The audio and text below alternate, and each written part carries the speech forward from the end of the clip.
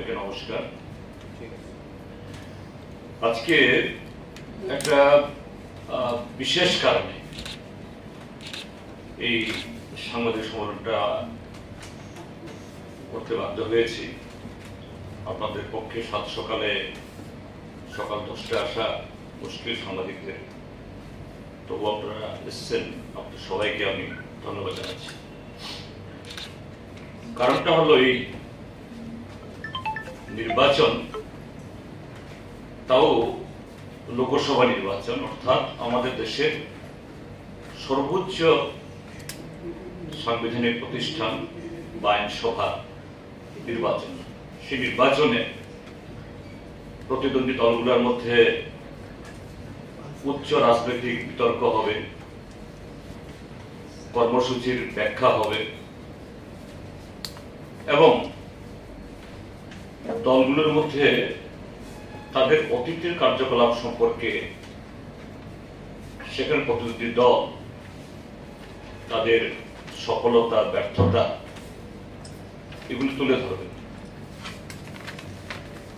এবং অবশ্যই এটা হওয়া দরকার সত্য এবং বাস্তবতার উপরে ভিত্তি করে। কোন অসত্য, মন গড়া এবং যে ব্যক্তি বা যে দল তারা এই জাতীয় সাংবাদিক সম্মেলন বা বক্তব্য রাখেন, সেই ক্ষেত্রে সেরকমই যাদের এই রাজনৈতিক, অর্থনৈতিক বা বিভিন্ন ক্ষেত্রে সে অভিজ্ঞতা আছে এবং একজন ব্যক্তি হিসাবে বা দল হিসাবে সেরকম স্বাধীনতা, সেরকম যে মার্জিত, তার সাথে গরিমা, এগুলি রাজনীতিতে থাকতে হয়। এই জন্যই এটাকে রাজনীতি বলা হয়। কিন্তু দুর্ভাগ্যের সাথে দেখা যাচ্ছে আমাদের দেশে এবং রাজ্যে বর্তমান শাসক দল ভারতীয় জনতা পার্টি, তাদের অভিধানে এই গরিমা, সততা, শালীনতা এগুলি বোধহয় তারা সব বিসর্জন দিতে চাইছেন। নির্বাচন মানে হলো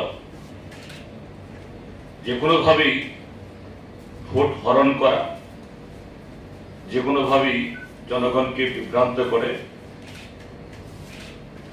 ভোট নেওয়ার কৌশল তৈরি করে ভোটে যাতা, এটাই তাদের রাজনৈতিক সংস্কৃতি। যেমন আমাদের মাননীয় প্রধানমন্ত্রী বলছেন প্রতি 2 দিনে দেশে একটা এইমস তৈরি হচ্ছে, 3 দিনে IIM তৈরি হচ্ছে, 4 দিনে IIT তৈরি হচ্ছে। এইভাবেই তিনি খুব কচিত কদাচিৎ সমাজের সম্মত করেনি না, কোনো কোনো যে পছন্দের সংবাদদাতার কাছে বা এরকম সেলিব্রিটির সামনে তিনি রাখেন, যেগুলো যে পত্রপত্রিকায়, সোশ্যাল মিডিয়াতে এসেছে। সেই দলেরই একজন মানে কর্তা বা এই রাজ্যের শীর্ষ নেতা আবার এই লোকসভা কেন্দ্রে তাকে তার 4 বছরের মুখ্যমন্ত্রীত্বের কালে আনসেরিমনিয়াসলি কোন ধরনের আগাম যে সতর্কবাণী বা জনগণের সামনে সেরকম কোন ধরনের কারণ তুলে না ধরে। আমি কারণ তুলে ধরার কথাটা বলছি কারণই, কেননা দলের কোনো বড় পদ থেকে সরিয়ে দেওয়া এটা দলের আভ্যন্তরীণ ব্যাপার, কেউ জিজ্ঞেস করে না। কিন্তু কেউ যদি মুখ্যমন্ত্রীত্বের পদ আসীন হন, অলঙ্কৃত করেন, মন্ত্রীর পদ অলঙ্কৃত করেন, সাংসদের পদ অলঙ্কৃত করেন, এটা পাবলিক পোস্ট, সাংবিধানিক একটা আসন, সেখান থেকে কাউকে হটিয়ে দেওয়া এটা যে কোনো দলেরই রাজনৈতিক কর্তব্য, নৈতিকতা। এরকম একজন ব্যক্তি তিনি এখন এই পশ্চিম ত্রিপুরা লোকসভা আসনের প্রার্থী।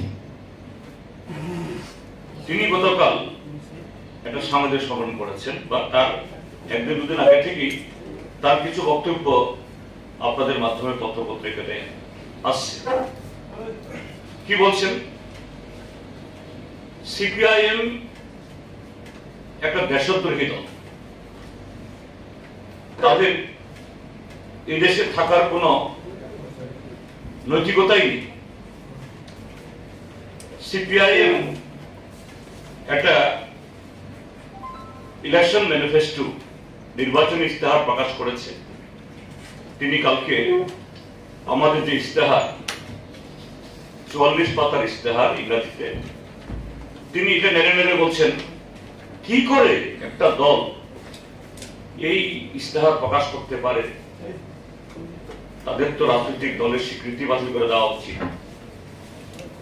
এবং এই ইস্তেহারে নাকি যে দেশের কথা, দেশের জনগণের কথা, এগুলি কিছু লেখা নেই, শুধু পাকিস্তান এবং চীনের কথা লেখা আছে। এবং তার মধ্যে তিনি একটা পৃষ্ঠা, তার মধ্যে এটা উল্লেখ করে বলছেন যে পৃষ্ঠাতে আমরা আমাদের শুধু দেশের না, আমাদের উপমহাদেশের তার যে সিকিউরিটি, ন্যাশনাল সিকিউরিটি এবং আঞ্চলিক সিকিউরিটির কথা বলেছি। আমরা কি মন্তব্য করছেন যে সিপিআইএম একতরফা আমাদের দেশের সমস্ত পারমাণবিক শক্তি ধ্বংস করে দিতে চায়। সিপিআইএম যে আমাদের দেশের মিলিটারি ব্যবস্থা উঠিয়ে দিতে চায়। সিপিআইএম এই দেশের জনগণের নিরাপত্তার চাইতে পাকিস্তান এবং জনগণের এই চীনের নিরাপত্তা সম্পর্কে বেশি বেশি করে তাদের ইস্তেহার লেখা আছে। আমি আপনাদেরকে কপি দিয়েছি, এবং এই কপি শুধু আপনাদের কাছে না, এটা আমাদের আজ থেকে দিন 10 আগে আমাদের জেনারেল সেক্রেটারি এবং আরো 3 জন পলিট ব্যুরো মেম্বার দিল্লিতে সাংবাদিক সম্মেলন করে প্রকাশ করেছেন, ইন্টারনেটে, পত্রপত্রিকাতে, সর্বত্র এটা পাবলিক ডোমেইনে আছে। এবং আমাদের এই ইস্তেহার ইতিমধ্যেই দেশের যে শুধু রাজনৈতিক দল যারা তারা করেন না, এই দেশের যারা অর্থনীতিবিদ, এই দেশের এই সামাজিক প্রতিরক্ষা, এসব নিয়ে যারা কথাবার্তা বলেন, ইতিমধ্যেই আমাদের এই ইস্তেহার সম্পর্কে ভূয়সী প্রশংসা করেছে।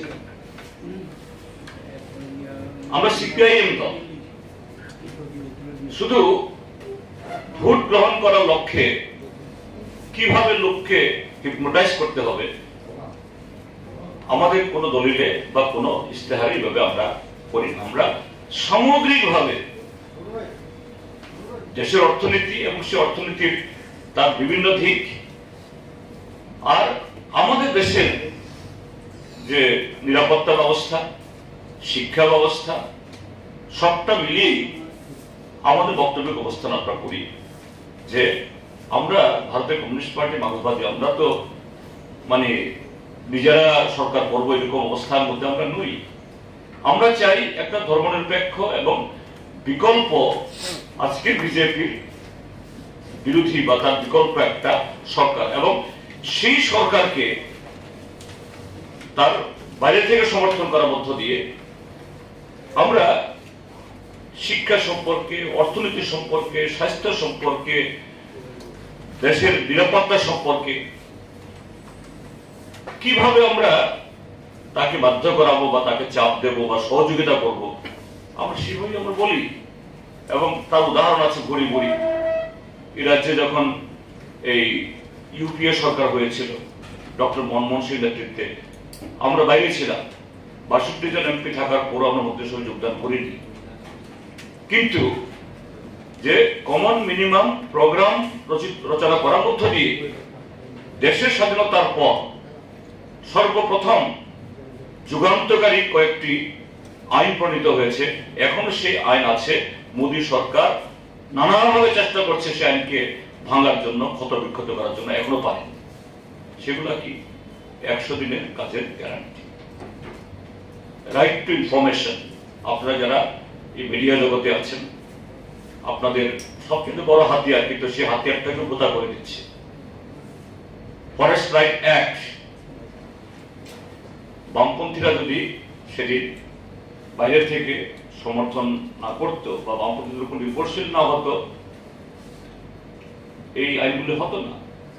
এবং 2004 থেকে 2009 সাল অব্দি প্রথম ইউপিএ সরকার, সেই সময়তেই এই যে 2008 সালের বিশ্বমন্দা হয়েছিল, আমেরিকা ইউরোপ ধসে গিয়েছিল, কিন্তু ভারত তার সে অবস্থার মধ্যেও ইউরোপ এবং আমেরিকা থেকে আমাদের অর্থনীতি আরো দুর্বল হওয়া সত্ত্বেও আমাদের দেশে সরাসরি তার আঁচ লাগেনি, আঁচ লাগতে পারেনি।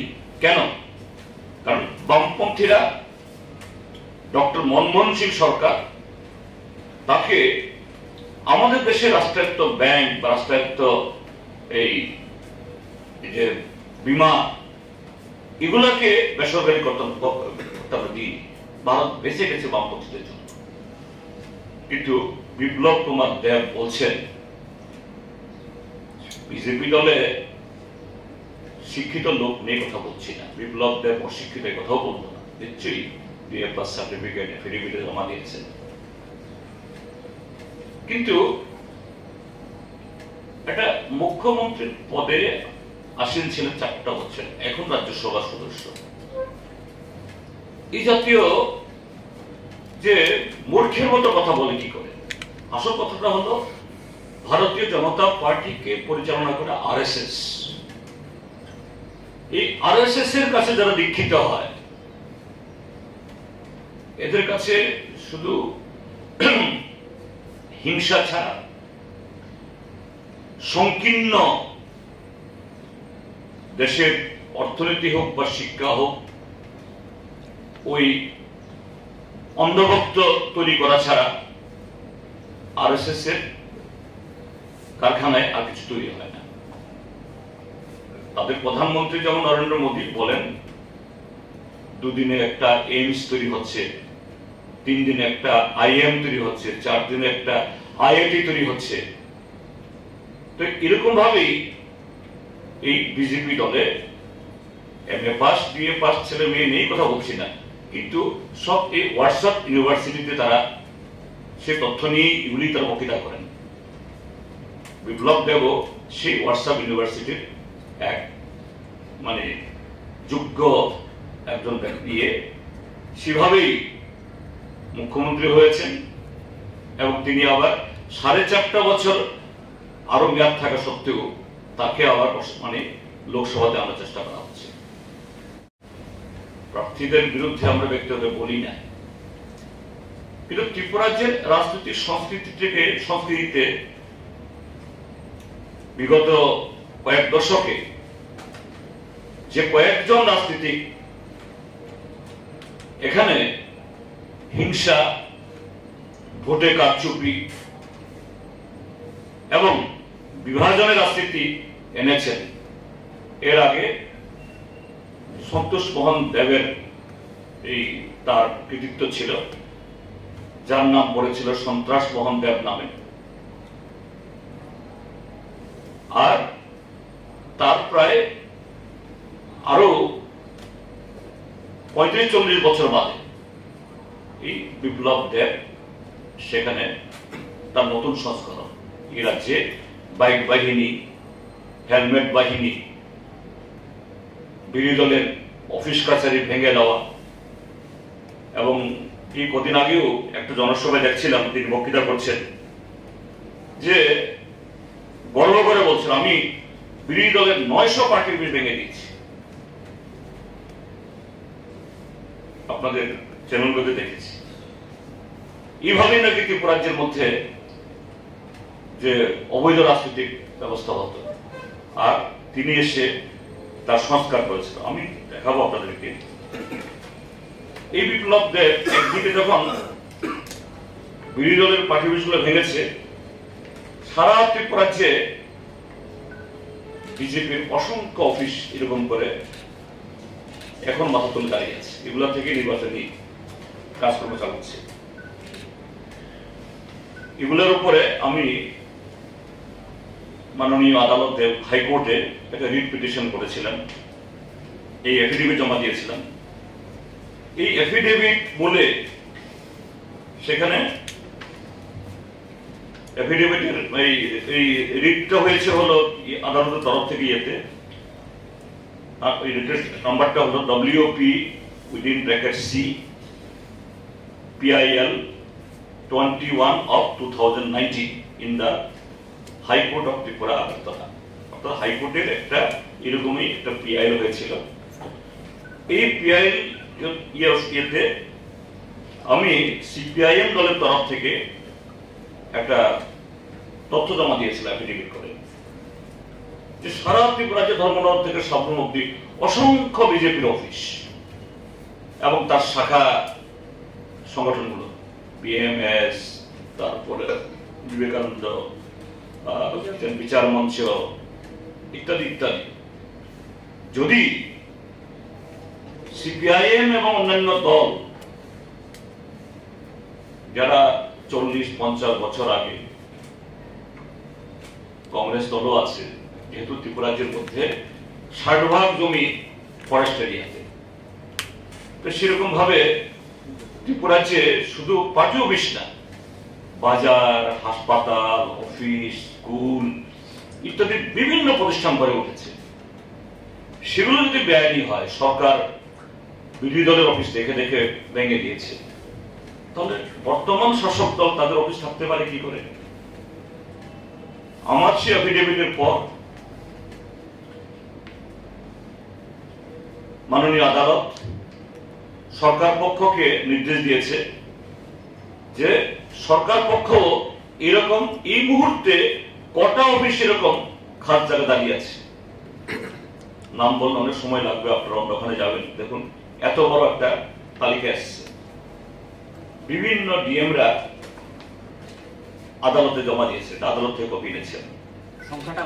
সংখ্যা অসংখ্য, এটা নাই পর্যন্ত এই 4 থেকে 500 সংখ্যা হবে, এবং সবগুলি হলো বিজেপির অফিস।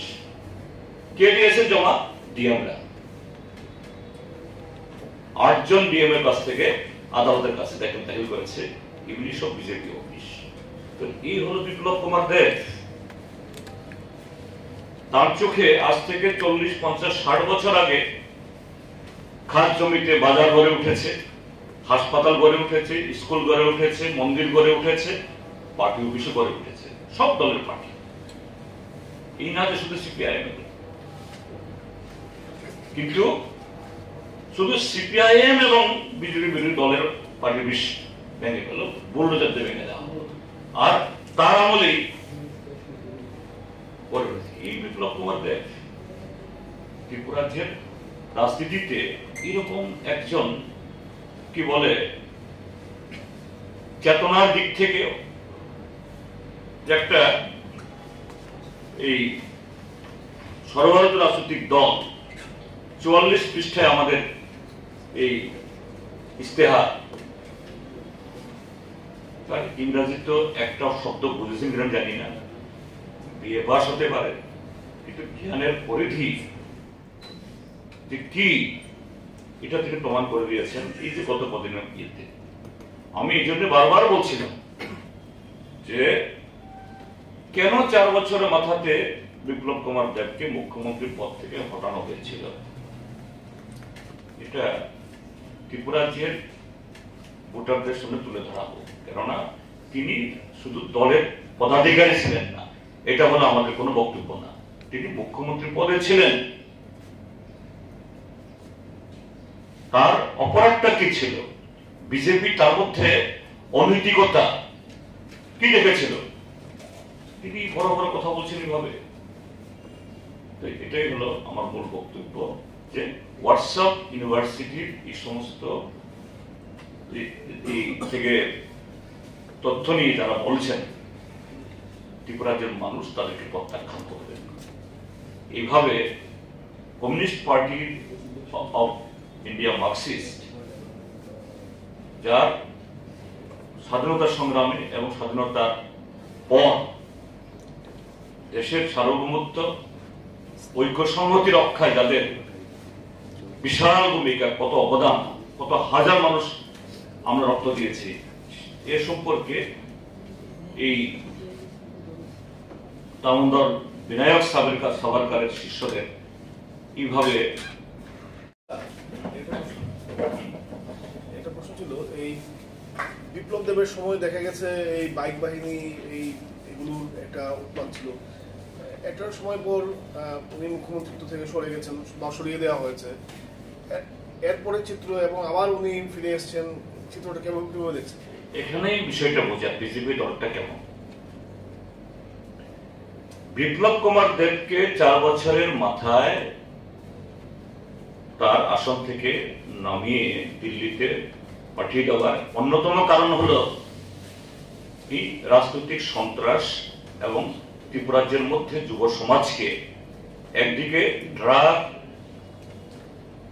অন্যদিকে এই রাজনৈতিক মাফিয়াতে বিয়ে করার মধ্য দিয়ে এখানকার টোটাল পরিস্থিতি পলিউট করার জন্য। অন্য কারণ তো আছে, এগুলি আমাদের বলতে রুচি বাদে, আমরা জানি, যাই হোক এগুলি বলছি না। এবং তার এই ইয়ার ফলে বিজেপি দল এই যে গত 2023-এর বিধানসভা নির্বাচনে তাদের ভোট 11% কমে গেল, এত শত চেষ্টা করার পর। মথা যদি এই বিশ্বাসঘাতকতা না করতো, আজকে বিজেপি দল ত্রিপুরাজ্যের মধ্যে প্রায় হারিয়ে যেত। তো এখান থেকে বিজেপি একটু শিক্ষা নিয়েছে, কিন্তু শিক্ষা নিলেও ভালো শিক্ষা গ্রহণ করে দেশকে ভালো পথে পরিচালনা করার এরকম মানসিকতা বিজেপির মধ্যে নেই। এখন দেখলো গত 1 বছরের এই শাসনে বিজেপি দল আরো বেশি জনগণের যে অভিশাপ বা জনগণ থেকে বিচ্ছিন্ন হয়েছে, যেটা আমরা এই ভোটের মুহূর্তেও দেখছি বিভিন্ন জায়গাতে, কোথাও পানীয় জল, কোথাও বিদ্যুৎ, কোথাও রাস্তার জন্য মানুষ রাস্তা করে। তাহলে বিজেপি দল দেখলো যে না, ওই রাস্তাতেই ওই বাইক বাহিনী, এদেরকে যদি আমার একটু কাজে না লাগানো যায়, তাহলে প্রদ্যোৎ মানিক্য কিছু তাদের হাত ধরলেও 2টি লোকসভা কেন্দ্রে তাদের যে অনিশ্চয়তা এর থেকে বেরোতে পারছে না। কাজে সেই চেষ্টায় সেই বাইক বাহিনীদেরকে আবার পুনর্বার ফিরিয়ে আনা যায় কিনা, তার জন্যই তাকে আবার পুনর্বাসন দিয়েছে, কিন্তু এতে কাজ হবে না। বিজেপির থিঙ্ক ট্যাঙ্ক যারা ভেবেছে এতে কিচ্ছু কাজ হবে না। গতকালই যে রোড শো ছিল ইন্ডিয়া ব্লকের, প্রিয়াঙ্কা গান্ধীর উপস্থিতিতে যে আগরতলার শহর প্রত্যক্ষ করেছে যে মানুষ এই দম বন্ধকর অবস্থা থেকে ফিরে আসতে চায়। গতকালই এই আগরতলা রাজপথ তা প্রত্যক্ষ করেছে। কদিন আগে বিজেপি যোগ দিয়েছেন এবং বলেছেন যে বিপ্লব দেব প্রার্থী, উনি নাকি 10টা ইংরেজি বলতে পারেন না। তো আপনি বলছেন যে এই 44 পাতার ইংরেজি ম্যানিফেস্টো পড়েছে কিনা, ওনার বিএ পাস সার্টিফিকেট জমা দিয়েছে, এই নিয়ে কি সন্দেহ আছে কিছু? না, আমি সার্টিফিকেট সম্পর্কে সন্দেহ আমি প্রকাশ করছি না। তবে তুমি বললে প্রশ্ন করে বলতে হয়, পূর্ব ত্রিপুরা আসনের প্রার্থীর ইয়ে সম্পর্কে তিনি সন্দেহ তৈরি করেছেন, আমাদের না। আমি সেদিন বলেছি যে 2018 ইংরাজির এফিডেভিটে বলেছে 1992 ইংরেজিতে আমি লরেট টু কনভেন্ট থেকে 10th পাসও বলিনি, আমি 10 ক্লাস অব্দি পড়েছি। আর 2024-এর এফিডেভিটে বলছে আমি Meghalaya high school leaving certificate পেয়েছি 1990 ইংরেজিতে, আরো 2 বছর পিছিয়ে গিয়ে বলছেন। কাজেই ওটা সম্পর্কে আমাদের সন্দেহ, এই জন্য আমি বলেছি আমরা আর কোন প্রার্থী এরকম ভাবে তার এফিডেভিট যদি ভুল দেয়, তথ্য যদি ভুল দেয়, তাহলে নির্বাচনের নিয়মেই পাশ করলেও ফেল করলেও তার সদস্যপদ যাবে। আমরা এখন রাজনৈতিক লড়াই করছি, যদি আইনি লড়াই যদি করতে হয় আগামী দিনের জন্য আমরা ভাববো, এটা এখন আমরা ভাবছি না। আর বিপ্লব কুমার দেব তো তার যে বক্তব্য, তার বক্তৃতার এই মুখ্যমন্ত্রী থাকাকালীন সময়েতেও যে সমস্ত বক্তব্য রেখে তিনি ওই ভারতবর্ষের রাজনৈতিক চাটুকারদের জোকারের তালিকায় পড়েছেন, ত্রিপুরা মানুষ জানেনি। কাজে এগুলি সব হলো হোয়াটসঅ্যাপ ইউনিভার্সিটির তথ্য, এটা বাস্তব তথ্য না। আর আমাদের এই ম্যানিফেস্টো পড়ে বুঝার জ্ঞান তার নেই, কাজে এটা বলে লাভ নেই। টিপ্রাসা হিনই থাংনাই বিশিদক IPFT এবং আবনি হল ত্রিপুরা মথা ত্রিপুরা স্বর্ণথঙ্কা চিনি ত্রিপুরা হানি যত লোকর্ণথঙ্কা। যে বিপ্লব দেব 8 জানুয়ারি 2019 बांग्लादेशी इसको हम हटाएंगे, वो विप्लव देव मेरा परम मित्र हो गया। ডিসি এলাকাতে গিয়ে বলছে, আমাদের ট্রাইবাল এলাকাতে গিয়ে, বিপ্লব দেব মেরা মিত্র, যে মিত্র তোমার লোককে গুলি করে পৃথিবী থেকে সরিতে চায়, আর সেই বিপ্লব দেব এখন পরম মিত্র, শুধু মিত্র না। কাজেই তিনি ত্রিপ্রাসা তাকু বকর আবু বুঝিদি, হ্যাঁ চিনি রাজধানী বুসুক রাজধানী চেরাইব বনসং পরম দেব হাম্বা হামজাব। কিন্তু চিনি থিনাংন, চিনি সিনিমংন, চিনি হান, চিনি মান্থাইন আমতি খাই ফালেরি হই ব বিজেপি হাই দল ন হাফাঙ্গ নারক নাই তাই বাইসা দিল্লিও আবো খাইনানি বাগै যোগাযোগ খাইনাय আবনো ত্রিপুরা সরক जों मानि मानिया যে যিনি যে সেলফ রেসপেক্ট গোনাं बर' সাকনা হামজাংনাय बर' তফানা হামজাংনাय बर' কেবল আবনকো সিমানি। কাজে আনি আবত নাই ব্যক্তিগতভাবে প্রার্থী বাড়ি দলীয় নেতা বাই যিনি কোনো কেনা করি কোনো আড়ি করি, কিন্তু আব যিনি ফিউচার, যিনি ঠিনা, যিনি হানি দেশনি আমনি ভাবি जों যত্ন গোকরক খাইমাবো চাই। স্যার আরেকটা 100 লাখ আজকে তো আমি তো বলেছি, যদিও জনসভা শুরু হয়নি, এখন সাবরুম থেকে খবর এসছে 20টা বাস দাঁড় করিয়েছে। এই একটু আগে আসার আগে আমাকে ফোন করছিলেন, 20টা বাস দাঁড় করিয়েছে, কোন রকমে 6টা বাসে লোক ঢুকে পাঠিয়েছে, বাকি 12টা বাস আর আগটলম্ব হয়নি। আমার যেহেতু আমার বিধানসভা কেন্দ্র, আমার মহকুমা, খোঁজ নীতি বিজেপির লোক কত আসলো, বলতে 20টা বাস আছে, 6টা বাস গেছে আর 12টা বাস স্ট্যান্ডে চলে গেছে। মেসেজ হলো ভারত দেশের মানুষের সাথে এই ত্রিপুরার মানুষও বিজেপিকে ক্ষমতা থেকে হটিয়ে আমাদের দেশকে রক্ষার, সংবিধান রক্ষার জন্য দৃঢ় প্রতিজ্ঞ।